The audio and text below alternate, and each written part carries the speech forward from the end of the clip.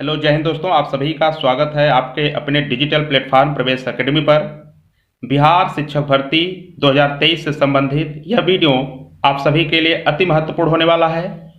SST वालों के लिए ये वीडियो अधिक महत्वपूर्ण है क्योंकि इसमें प्राचीन भारत का इतिहास पूरा कंप्लीट रिवीजन हो जाएगा और सभी ऐसे प्रश्न हैं जो बीपीएससी द्वारा बार बार पूछा जाता है। तो बीपीएससी का प्रीवियस ईयर कंप्लीट होगा और जो प्रश्न बन सकते हैं वो भी आपके इसी वीडियो में कंप्लीट हो जाएगा। तो एंड तक जरूर बने रहें और अगर आप हमारे इस चैनल पर नए हैं तो चैनल को सब्सक्राइब कर लीजिए, वीडियो को लाइक करके अपने दोस्तों के साथ शेयर जरूर कर लीजिएगा। आइए स्टार्ट करते हैं। फर्स्ट है, भारत में पशुपालन एवं कृषि के प्राचीनतम साक्ष्य प्राप्त हुए हैं। ए है अजीरा से, बी है दम्ब सदात से और सी है किली गुल मोहम्मद से और डी है मेहरगढ़ से, या इनमें से कोई नहीं, एक से अधिक उत्तर। तो बताइएगा। फर्स्ट का D is right answer, Mehrgarh से इसका करेक्ट आंसर हो जाएगा। भारतीय उपमहाद्वीप में पशुपालन एवं कृषि का प्रारंभिक स्थल मेहरगढ़ को माना जाता है, जो 7000 से 5500 ईसा पूर्व के मध्य मानव बसाव का क्षेत्र था। तो इस प्रकार से फर्स्ट का डी इज राइट आंसर। आइए क्वेश्चन नंबर सेकंड देखेंगे। निम्नलिखित में से किसको कैल्कोलिथिक युग भी कहा जाता है? तो पूरा पाषाण युग, नव पाषाण युग, ताम्र पाषाण युग, लौह युग। तो इसमें आपका सी करेक्ट हो जाएगा, ताम्र पाषाण युग इसका करेक्ट आंसर है। सेकंड का सी इज राइट आंसर। आइए क्वेश्चन नंबर 3 देखेंगे। हड़प्पा में मिट्टी के बर्तनों पर सामान्यतः किस रंग का उपयोग हुआ था?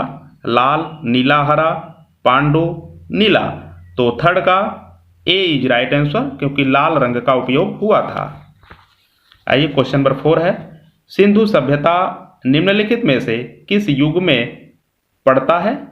ऐतिहासिक काल, प्रागैतिहासिक काल, उत्तर ऐतिहासिक काल, आद्य ऐतिहासिक काल।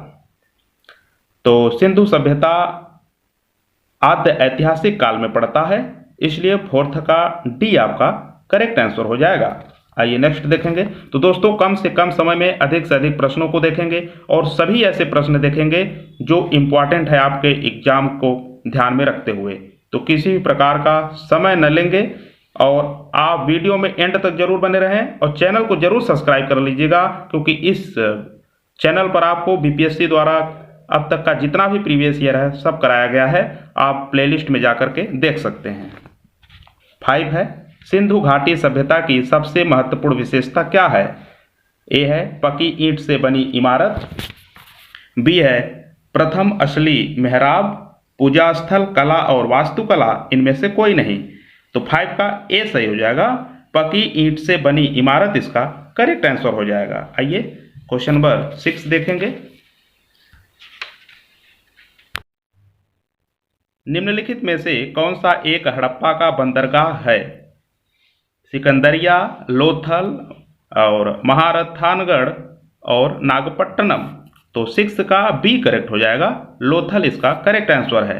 हड़प्पीय नगर लोथल गुजरात के अहमदाबाद जिले में भोगवा नदी के किनारे स्थित है। यहाँ भी सर्वाधिक महत्वपूर्ण उपलब्धि हड़प्पा कालीन बंदरगाह है। तो इस प्रकार से 6 का बी इज राइट आंसर। आइए नेक्स्ट देखेंगे। क्वेश्चन नंबर 7 है, निम्नलिखित में से कौन सा हड़प्पा कालीन स्थल गुजरात में है? तो देखिए क्वेश्चन वही है, सिर्फ इसका थोड़ा सा लैंग्वेज चेंज कर दिया। एक आया है बीपीएससी प्री 2011 में और ये आया है आपका बीपीएससी प्री 2022 में। तो किस प्रकार से प्रीवियस ईयर रिपीट होता है बीपीएससी में ये आप खुद देख लीजिए, इसलिए बीपीएससी का प्रीवियस ईयर करना आप सबके लिए अति महत्वपूर्ण है। तो 7 है, निम्नलिखित में से कौन सा हड़प्पाकालीन स्थल गुजरात में है? लोथल, डाबरकोट, कालीबंगा, राखीगढ़ी, इनमें से कोई नहीं या एक से अधिक उत्तर। तो 7 का ए सही हो जाएगा, लोथल। तो लोथल 6 का भी आंसर था, लोथल 7 का भी आंसर है। एक 2011 में और ये वाला 2022 में पूछा गया है। तो इस प्रकार से प्रीवियस ईयर रिपीट होते हैं, कंप्लीटली रिपीट होते हैं, केवल लैंग्वेज चेंज रहते हैं आपके। तो इस प्रकार से टॉपिक वही रहते हैं। आइए नेक्स्ट देखते हैं। क्वेश्चन नंबर 8 है, निम्न में से किस हड़प्पाकालीन स्थल से टेराकोटा का हल प्राप्त हुआ? धोलावीरा और बनावली, कालीबंगा, लोथल। तो 8 का बी करेक्ट हो जाएगा, बनावली इसका करेक्ट आंसर है। आइए क्वेश्चन नंबर 9 है, पहले देख लेते हैं ये बनावली जो है कहाँ पड़ता है। हरियाणा के फतेहाबाद जिले में स्थित बनावली से टेराकोटा का हल प्राप्त हुआ है। तो बनावली जो है ये आपके हरियाणा के फतेहाबाद जिले में स्थित है। आइए क्वेश्चन नंबर 9 है, निम्न में से किस हड़प्पन नगर में जूते हुए खेतों के निशान मिले हैं? कालीबंगा, धौलावीरा, मोहनजोदड़ो, लोथल, उपयुक्त में से कोई नहीं। देखिए 9 का जो एक क्वेश्चन है ये राजस्थान रीट मेंस में आया हुआ प्रश्न है और बीपीएससी प्री 2020 में आया हुआ प्रश्न है। तो किस प्रकार से शिक्षक भर्ती हो या बीपीएससी हो या आपका उत्तर प्रदेश पीसीएस हो, सभी में ये प्रश्न घूमते रहते हैं, सेम एज इट इज प्रश्न। तो 9 का ए करेक्ट हो जाएगा, कालीबंगा इसका करेक्ट आंसर है। आइए क्वेश्चन नंबर 10 देखेंगे, निम्नलिखित में से कौन हड़प्पा और मोहनजोदड़ो के उत्खनन से संबंधित नहीं थे? डॉक्टर आर डी बनर्जी, के एन दीक्षित, एम एस वत्स, वी एन स्मिथ। तो वी ए स्मिथ जो है इससे संबंधित नहीं थे। तो इस प्रकार से 10 का डी करेक्ट हो जाएगा। आइए क्वेश्चन नंबर 11 देखेंगे, वो गज कोई का महत्व इसलिए है कि वहाँ जो अभिलेख प्राप्त हुए हैं उनमें वैदिक देवी एवं देवताओं का वर्णन मिलता है। तो इस प्रकार से 11 का ए ही आपका करेक्ट हो जाएगा। आइए वोगजकोई के बारे में थोड़ा सा देख लेते हैं। वोगजकोई इसी को एशिया माइनर के नाम से जानते हैं, यानी वोगजकोई को ही एशिया माइनर के नाम से हम जानते हैं। वोगजकोई से 14वीं शताब्दी ईस्वी पूर्व के कुछ अभिलेख मिले हैं। इस अभिलेख में ऐसे राजाओं का उल्लेख आया है जिनके पास आर्यों जैसे थे और जो संथियों के साक्ष्यों तथा रक्षा के लिए इंद्र, मित्र, वरुण एवं नासत्व देवताओं का आह्वान करते थे। इससे ज्ञात होता है कि वैदिक आर्य ईरान से होकर ही भारत आए थे। तो इस प्रकार से आपका 11 का ए इज राइट आंसर। आइए 12 देखेंगे, प्रसिद्ध 10 राजाओं का युग किस नदी के तट पर लड़ा गया? गंगा, ब्रह्मपुत्र, कावेरी, परुशड़ी।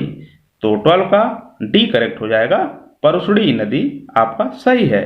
आइए क्वेश्चन नंबर 13 है, ऋग्वेद का कौन सा मंडल पूर्णतः सोम को समर्पित है? ऋग्वेद का कौन सा मंडल पूर्णतः सोम को समर्पित है? 7वां मंडल, 8वां मंडल, 9वां मंडल या फिर 10वां मंडल? तो ऋग्वेद का 9वां मंडल सोम को समर्पित है। तो 13 का सी इज राइट आंसर। आइए क्वेश्चन नंबर 14 देखेंगे, ऋग्वेद संहिता का 9वां मंडल पूर्णतः किसको समर्पित है? इंद्र और उनका हाथी, उर्वशी एवं स्वर्ग, पौधों और जड़ी बूटियों से संबंधित देवतागण, सोम और इस पेय का पर नामाकृत देवता। तो 14 का डी करेक्ट हो जाएगा, सोम और इस पेय पर नामाकृत देवता, सोम और उस पर नामाकृत जो देवता हैं उसको जो है समर्पित है। तो 14 का डी आपका करेक्ट हो जाएगा। आइए क्वेश्चन नंबर 15 है, गायत्री मंत्र किस पुस्तक में मिलता है? उपनिषद, भगवत गीता, ऋग्वेद, यजुर्वेद? तो 15 का सी आपका करेक्ट आंसर हो जाएगा, ऋग्वेद आपका करेक्ट आंसर है। गायत्री मंत्र ऋग्वेद में उल्लिखित है, इसके रचनाकार विश्वामित्र और यह मंत्र जो है ऋग्वेद के 3य मंडल में वर्णित है। तो इस प्रकार से यह भी क्वेश्चन बन सकता है कि किस मंडल में है? तो 3य मंडल में वर्णित है। आइए 16 है, निम्न में से किस भारतीय दर्शन ने परमाणु सिद्धांत का प्रतिपादन किया? ए है योग, बी है न्याय और सी है सांख्य और डी है वैशेषिक। तो 16 का डी करेक्ट हो जाएगा। वैशेषिक दर्शन के अनुसार सृष्टि का निर्माण अणु से होता है। महर्षि कणाद इस दर्शन के प्रवर्तक थे। आइए 17 है, महावीर स्वामी का जन्म कहाँ हुआ है? तो कुंडग्राम में, पाटलिपुत्र में, मगध में, वैशाली में। तो पहले इनके बारे में थोड़ा सा चर्चा कर लेते हैं। महावीर स्वामी का जन्म कुंडग्राम या कुंडलपुर या कुंडग्राम को ही हम कुंडलपुर बोलते हैं, वैशाली के निकट जो स्थित है, लगभग 599 ईसा पूर्व में हुआ था। उनकी माता त्रिशला वैशाली के लिच्छवी गणराज्य के प्रमुख चेतक की बहन थी तथा पिता सिद्धार्थ ज्ञात्रिक क्षत्रियों के संघ के प्रधान थे। तो इस प्रकार से तो 17 का ए करेक्ट हो जाएगा, कुंडग्राम इसका सही उत्तर है। आइए नेक्स्ट देखेंगे। महावीर जैन की मृत्यु निम्नलिखित में से किस नगर में हुई? राजगीर, सांची, पावापुरी और समस्तीपुर। तो महावीर जैन की मृत्यु पावापुरी में हुई थी। इस प्रकार से 18 का सी इज राइट आंसर। सब बीपीएससी में आए हुए प्रश्न हैं, तो बहुत ही महत्वपूर्ण सेशन है। सेशन को शेयर करते रहिएगा, चैनल को सब्सक्राइब जरूर कर लीजिएगा। आइए 19 है। भगवान महावीर का प्रथम शिष्य था जमाली, दोसुत, विपिन या प्रभाव। तो भगवान महावीर का जो प्रथम शिष्य था वो जमाली था। तो इस प्रकार से 19 का ए हो जाएगा। 20 है। निम्नलिखित में से सबसे पूर्वकालिक जैन ग्रंथ कहलाता है? 12 अंग, 12 उपांग, 14 पूर्व, 14 उपपूर्व। तो 20 का सी करेक्ट हो जाएगा। 14 पूर्व इसका करेक्ट उत्तर है। 14 पूर्व प्राचीनतम जैन ग्रंथ है। अंतिम नंद राजा के समय में शंभु, विजय तथा भाद्रबाहु संघ के अध्यक्ष थे तथा ये ही महावीर द्वारा प्रदत्त 14 पूर्वों के विषय में जानने वाले अंतिम व्यक्ति थे। 12 अंग में जैन सिद्धांतों का संकलन प्रथम जैन सभा में किया गया था। तो इस प्रकार से 20 का सी करेक्ट है। 21 है। महात्मा बुद्ध ने अपना पहला धर्म चक्र प्रवर्तन किस स्थान पर दिया था? लुम्बिनी में, सारनाथ में, पाटलिपुत्र में, वैशाली में। तो 21 का बी इज राइट आंसर। आइए नेक्स्ट देखेंगे। महात्मा बुद्ध के बारे में थोड़ा सा जान लेते हैं, फिर अगला क्वेश्चन देखते हैं। 6 वर्षों की साधना के पश्चात 35 वर्ष की अवस्था में वैशाख पूर्णिमा की रात्रि को एक पीपल वृक्ष के नीचे गौतम बुद्ध को ज्ञान प्राप्त हुआ। ज्ञान प्राप्ति के बाद ही वे बुद्ध कहलाए। ज्ञान प्राप्ति के पश्चात गौतम बुद्ध ने अपने मत का प्रचार प्रारंभ किया और उन्होंने 5 ब्राह्मण सन्यासियों को पहला उपदेश दिया। इस प्रथम उपदेश को धर्म चक्र प्रवर्तन कहा जाता है। यानी धर्म चक्र प्रवर्तन किसको कहा जाता है? तो उनके द्वारा दिए गए पहला उपदेश जो है वही आपका धर्म चक्र प्रवर्तन कहलाता है। ये 5 ब्राह्मणों को उन्होंने दिया था। यह उपदेश दुख के कारणों, दुख का अंत, उनके समाधान से संबंधित था। इसे 4 आर्य सत्य भी कहा जाता है। तो इस प्रकार से आप महात्मा बुद्ध के बारे में ये जानकारी अवश्य रखिए, क्योंकि क्वेश्चन घुमा करके आते रहते हैं। तो 22 है। महात्मा बुद्ध का महापरिनिर्वाण कहाँ हुआ? लुम्बिनी में, बोधगया में, कुशीनगर में, कपिलवस्तु में। तो महात्मा बुद्ध का जो महापरिनिर्वाण हुआ था वो कुशीनगर में हुआ था। इस प्रकार से 12 का सी। ये कई बार, ये तो वायरल प्रश्न है, हर एग्जाम में आते ही रहते हैं। ये हो ही नहीं सकता कि आपके एग्जाम में प्रश्न न आए। 23 है। त्रिपिटक किसकी धार्मिक पुस्तक है? तो अभी त्रिपिटक महात्मा बुद्ध में ही आया था, तो उन्हीं का हो सकता है। जैन, हिंदू, पारसी, बौद्ध, उपर्युक्त में से कोई नहीं या एक से अधिक उत्तर। त्रिपिटक किसकी धार्मिक पुस्तक है? तो बौद्ध धर्म की धार्मिक पुस्तक है। इस प्रकार से 23 का डी करेक्ट हो जाएगा। त्रिपिटक बौद्ध धर्म ग्रंथों में सर्वाधिक महत्वपूर्ण है। बुद्ध की मृत्यु के बाद उनकी शिक्षाओं को संकलित कर 3 भागों में बांटा गया। इन्हीं को त्रिपिटक कहते हैं। ये है, पहला जो है विनय पिटक है जो संघ संबंधी है, और सुत्त पिटक सेकंड है, महात्मा बुद्ध के वचन है इसमें, तथा तीसरा जो है अभिधम्म पिटक है जो दार्शनिक सिद्धांत को दर्शाता है। तो इस प्रकार से आइए 24 है। त्रिरत्न या तीन रत्न जैसे सटीक ज्ञान, सच्ची आस्था और सटीक क्रिया निम्न में से किससे संबंधित है? बौद्ध धर्म से, हिंदू धर्म से, जैन धर्म से या ईसाई धर्म से? तो त्रिरत्न या त्रिपिटक या आपका तीन रत्न, ये सभी जो है आपके जैन धर्म से संबंधित हैं। जैन धर्म में मोक्ष के लिए तीन साधन आवश्यक बताए गए हैं। जो पहला है सम्यक धारण, जो दर्शन से संबंधित है, सम्यक चित्रण एवं सम्यक ज्ञान, इन तीनों को जैन धर्म में त्रिरत्न की संज्ञा दी गई है। तो 25 है, निम्नलिखित में से कौन सी बात बौद्ध धर्म तथा जैन धर्म में समान नहीं है? अहिंसा, ये तो समान है। वेदों के प्रति उदासीनता, ये भी समान है। हमको वो बताना है जो समान नहीं है। आत्मदमन, रीति व रिवाजों की अस्वीकृति, तो इसमें जो समान नहीं है वो आत्मदमन है। तो 25 का C is right answer. Question number 26 है, बोधगया में बोधि वृक्ष अपने वंश की इस पीढ़ी का है?